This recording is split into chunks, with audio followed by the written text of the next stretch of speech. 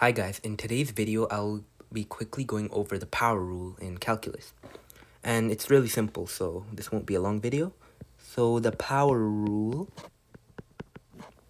so any function of the form x to the n is where you can apply the power rule. So it basically states when you take the derivative of a function of this form, it's equal to n times x to the power of n minus 1.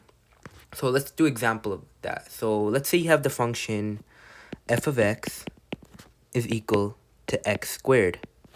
So taking the derivative of this, f prime of x is equal to 2x because it's equal using the formula 2 times x, 2 minus 1, which is just 2x. So let's do another example. Let's do like f of x is equal to 4x to the 4. So in this case, there's a constant already, and yeah, just leave it there. So taking this derivative, you would get 4 times 4 because you brought down the 4 here, and then times x, and then to the power of 4 minus 1, which is just 16x to the 3. So it's really simple, as you can see. But what if the exponent is a fraction, and the rules for that is literally the same thing? So let's say y equals like x to the 2 over 3.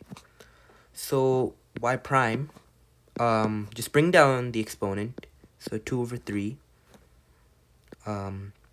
then x to the 2 over 3 minus 1, and that is just equal to 2 over 3 x to the negative 1 over 3, and that's because you could rewrite this part as 2 over 3 minus 3 over 3, which is just equal to negative 1 over 3.